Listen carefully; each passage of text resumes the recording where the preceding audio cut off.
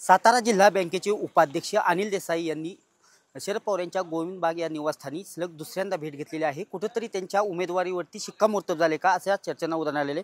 आपल्यासोबत अनिल देसाई सर आहेत। सर, काय सांगाल, आता सलग दुसऱ्यांदा आपण गोविंद बाग या निवासस्थानी भेट घेतलेली आहे, काय आदरणीय पवार साहेबांची आज भेट घेतली। आदरणीय पवार साहेबांना नंतरही एकदा दिवशी मी भेटलो होतो, तर त्यांनी मान खटावच्या मतदारसंघाची काही जी समीकरण आहेत या संदर्भामध्ये काही ज्येष्ठ लोकांना त्यांनी सांगितलं होतं की मला त्यांच्या संदर्भात मला काही भेटायचे, काही नावं त्यांनी घेतली होती परवा बोलता बोलता। तर त्या ज्येष्ठ लोकांना घेऊन मी आज परत साहेबांना भेटलो।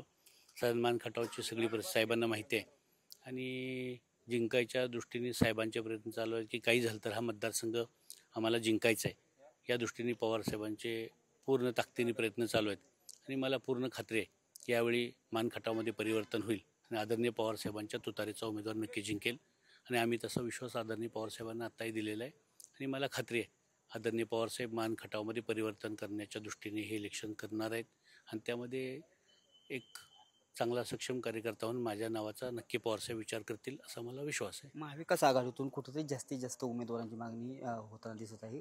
एकंदरीत बंडाची काही सातारा जिल्ह्यात स्थिती किंवा नाही, अशी बंडाची कुठलीही परिस्थिती राहणार नाही। एकाच एक उमेदवारी होईल आणि आदरणीय पवार साहेबांचा उमेदवार नक्की जिंकेल।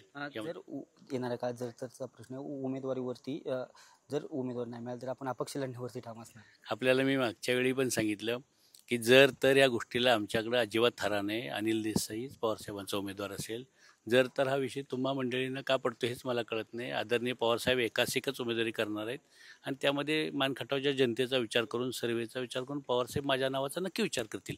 त्यामुळे असं मला वाटत नाही की जर तर असलं काही घडणार नाही। ही एक उमेदवार होईल आणि आदरणीय पवारसाहेबांचाच उमेदवार तिथे विजय होईल। सर, गेल्या वेळेस मान खटावमधील अगदी प्रत्येक गावातील प्रतिनिधी आपल्यासोबत आला होता, कुठेतरी पाठिंबा दिला होता आपल्याला आणि गोविंदबाग या ठिकाणी सर्व प्रतिनिधी इथं आले आणि त्यावेळी भेट घेतली होती। कुठेतरी आज चर्चा मोठ्या प्रमाणात होती की दुसऱ्यांदा भेट झाल्यामुळे आपल्या नावावरती शिक्कामोर्तब झाली।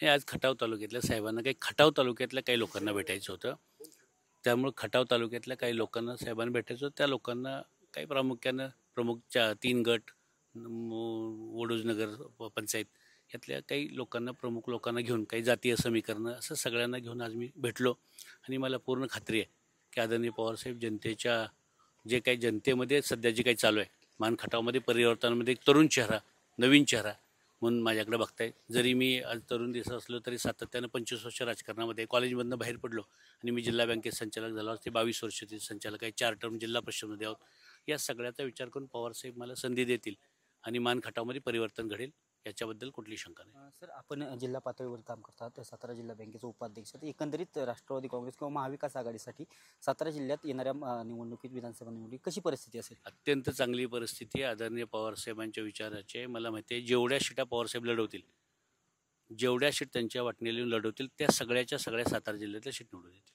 नक्कीच हे होते सातारा जिल्हा बँकेचे उपाध्यक्ष अनिल देसाई। येणाऱ्या काळात लोकांचा मोठ्या प्रमाणावरती असलेला रेटा आणि साहजिकच त्यामुळे येणाऱ्या काळात विधानसभेची पूर्णतः तयारी केलेली आहे आणि नक्कीच शरद पवार हे माझ्या नावावरती शिक्कामोर्तब करतील अशा आशा व्यक्त केलेली आहे।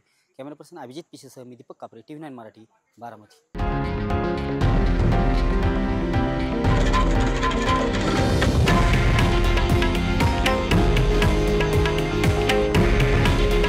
हे आहे देशातील नंबर 1 न्यूज नेटवर्क आणि आपण पाहत आहात TV9 मराठी।